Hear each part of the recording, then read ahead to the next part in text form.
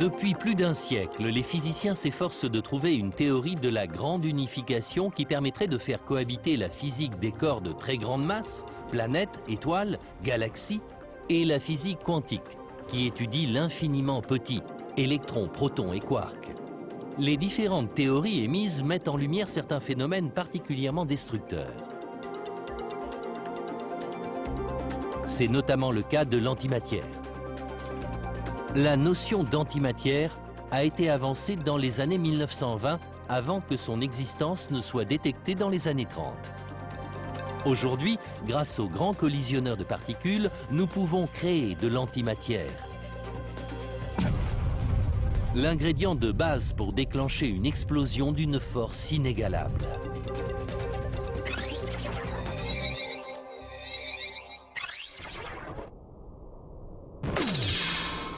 L'antimatière est la substance la plus explosive jamais découverte. À proportion égale, elle est bien plus puissante que la bombe à hydrogène.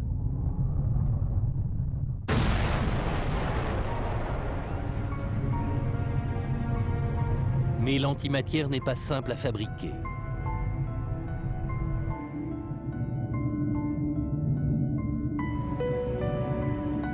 Tout ce que nous observons autour de nous jusqu'aux galaxies les plus éloignées est de la matière issue du Big Bang il y a 13 milliards d'années.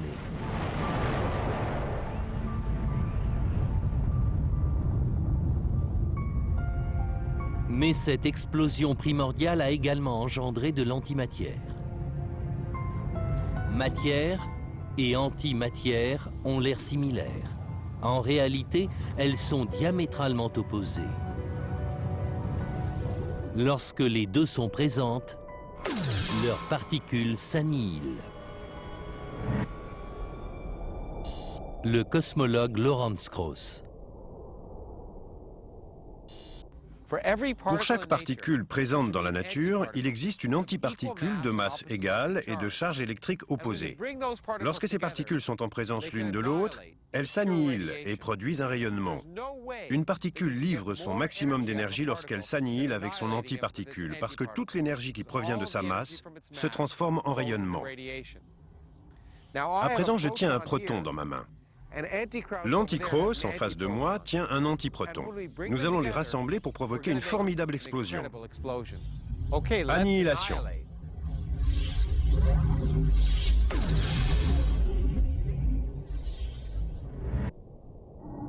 Toute l'antimatière créée lors du Big Bang s'est désintégrée de la même manière. Si nous voulons utiliser de l'antimatière pour confectionner une bombe, nous devons la fabriquer nous-mêmes. Afin de distinguer matière et antimatière, prenons l'exemple d'une balle de revolver qui transperce une cible. Si je tire sur une cible en papier, la matière correspondra au débris provoqué par le projectile, tandis que l'antimatière correspondra au trou laissé par la balle.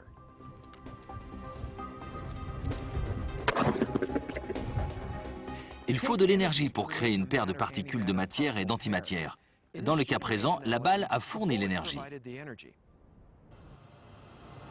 En réalité, le revolver a servi d'accélérateur de particules, comme celui du CERN à Genève. Ce dispositif le plus important du monde ne se contente pas de créer des trous noirs en parallèle de son activité principale.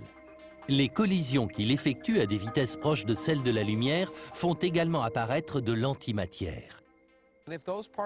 Si ces particules atteignent une vitesse assez élevée, lorsqu'elles entrent en collision avec une particule de matière, il arrive qu'elles dégagent une énergie suffisante pour créer une nouvelle particule d'antimatière, c'est-à-dire une antiparticule. Le vaste complexe du CERN est entièrement enfoui sous la surface. Les détecteurs de particules ont les dimensions d'un immeuble de plusieurs étages. Tout ce dispositif est destiné à renseigner les scientifiques sur des particules qui ont cessé d'exister quelques microsecondes après le Big Bang.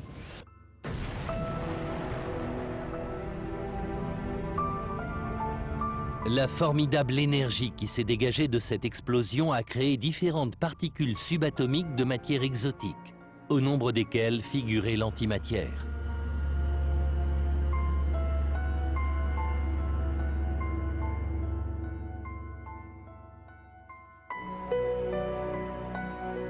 L'univers tel que nous l'observons aujourd'hui est constitué de la matière qui a subsisté après la disparition de l'antimatière.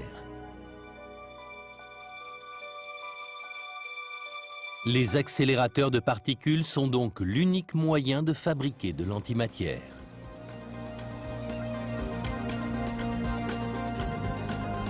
Des protons sont bombardés dans un tube gigantesque et chahutés par de puissants aimants, lesquels servent également à accélérer les protons à une vitesse proche de celle de la lumière.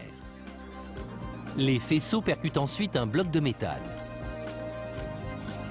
Pour chaque million de protons qui entrent en collision, on obtient un antiproton.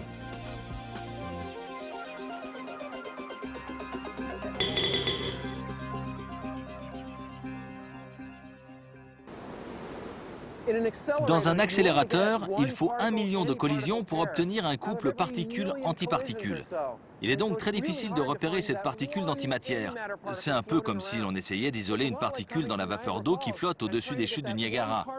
C'est la raison pour laquelle il est si difficile de fabriquer de l'antimatière à grande échelle. En admettant qu'il soit possible de fabriquer une quantité suffisante d'antimatière, reste à trouver le moyen d'en faire une bombe. Car rien n'est plus instable qu'une bombe à antimatière.